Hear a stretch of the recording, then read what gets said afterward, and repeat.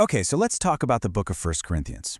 We're going to treat it like a kind of crime scene. Evidence of a massive cultural collision that happened 2,000 years ago in the Roman city of Corinth. See, to really get this letter, we can't just read it. We have to see it for what it is, one side of a very hidden and very intense conversation. And that brings us to the central mystery we have to solve. What if what we're reading is an answer to questions we can't hear, a response to a situation we can't fully see? Because that's exactly what it is. We're basically listening in on one side of a really complicated phone call. And just to make it a little trickier, we know from the text itself that the Apostle Paul wrote at least 4 different letters to the church in Corinth. Yeah, that's right. And this is a crucial piece of the puzzle. What we call 1 Corinthians is actually the second letter he sent. And 2 Corinthians, that's really the 4th. So when we open this book, we are literally jumping into the middle of a long, messy, and sometimes pretty tense ongoing conversation. So how do we even begin to piece together Paul's side of the dialogue? Well, first, we have to understand the world he was talking to. We've got to crack the cultural code of first century Corinth. And there are 2 ideas that are absolutely essential to get.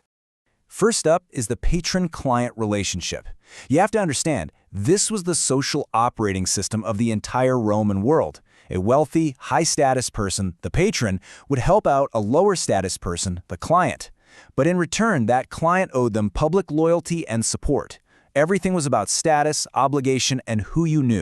And second, Corinth was crawling with sophists. Just think of them as the celebrity influencers of the ancient world. Seriously, they were these charismatic teachers who competed for followers, trying to wow the crowds with their amazing speeches and big promises of wisdom. Leadership was a performance, a total competition for status and popularity. So here's the bottom line. These powerful cultural forces didn't just stop at the church door. No way. They came right inside and started to infect the community. The church in Corinth was getting obsessed with the exact same things as the city around it. Social status, who sounded the smartest, who had the richest friends, and this created some major problems. All right, let's open up our first case file and see exactly how this all played out. We're going to look at how this obsession with status led to these weird leadership cults and a truly mind-blowing social scandal. So Paul kicks off his letter by hitting this issue head-on. The church had basically split into fan clubs. People were declaring allegiance to different Christian leaders. Paul, this other guy Apollos, Cephas, like they were rival sophists or competing patrons. They were treating their spiritual leaders like celebrities, hoping to get some secondhand status by picking the best one. Now, Paul's response here is just brilliant. He doesn't just tell them to stop. He pulls the rug out from under their entire value system. He contrasts the wisdom of Corinth, which is all about power, status, and fancy speeches, with what he calls the foolishness of the gospel. This new wisdom is centered on a crucified, humiliated Messiah. It completely flips their world upside down, saying true strength is in weakness, and real status is found in serving others. And this clash of values leads us to one of the most bizarre situations in the entire New Testament. There was a guy in the church having a sexual relationship with his stepmother. Now, even the pagan culture around them thought this was wrong. But the really shocking part wasn't just the act. It was the church's reaction. They were proud of it. They were boasting. Why on earth would they do that? While all the clues point right back to that cultural code we talked about, this man was almost certainly a wealthy, high-status patron. The church wasn't just putting up with his behavior, they were boasting that someone that important was in their group. They cared more about his money and his influence than they did about their own moral integrity. And again, Paul just refuses to argue on their terms. He reframes the entire problem using imagery from the Old Testament. He tells them, "You guys are the temple of God, and a temple has to be holy.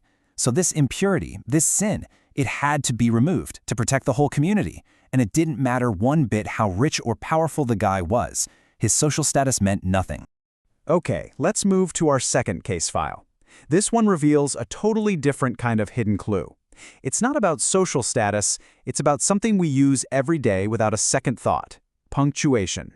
So in chapter 7, Paul writes this line, "It is good for a man not to touch a woman." Now, if you read it just like that, it sounds like Paul is saying everyone should be celibate. And for centuries, that's how a lot of people took it. But what if we've been putting the punctuation in the wrong place? Look at this. The meaning completely changes if Paul isn't making a command, but is actually quoting a slogan from the Corinthians' letter to him. Is he making a statement, or is he quoting their slogan back to them so he can correct it? And here's the aha moment. The original Greek manuscripts had no punctuation, no commas, no periods, definitely no quotation marks, not even spaces between the words. Every piece of punctuation in our modern Bibles was added by translators centuries later. They're interpreters, and where they decide to put a quotation mark can totally change what a verse means. It's very likely Paul was quoting the Corinthians here to set them straight. Let's move to our final case. And honestly, this might be the most powerful, most vivid picture of how Corinthian culture was corrupting the church. It all goes down during their most important shared ritual, the Lord's Supper, or communion.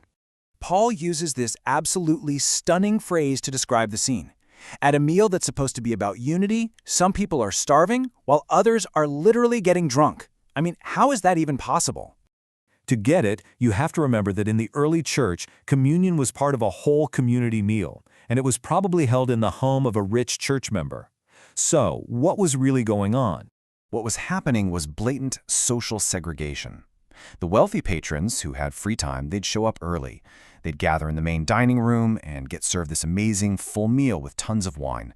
But the poor members, the laborers and slaves, they'd have to show up late after they finished work, and they were pushed out into the courtyard, the atrium, and served whatever was left over. So this meal, instead of being about unity, became a public display of social status that shamed and humiliated the poor. So across all these different issues, the leadership cults, the scandal, the divided communion meal, Paul's response is incredibly consistent. He sees the root problem every time. The church had adopted the values of its city. And because of that, his solution isn't just a list of new rules to follow. It's way bigger than that. It's a complete replacement of their cultural operating system. He gives them this radical gospel wisdom where everything is flipped upside down. The last are first, the weak are strong, and real honor is found in serving others and remembering the unity they have in a suffering Savior. You know, this whole journey into 1 Corinthians leaves us with a pretty important question. Seeing just how deeply this letter is tangled up in its own specific time and place, it really forces us to ask, how often do we read ancient words, or any words, really, without stopping to understand the world that created them?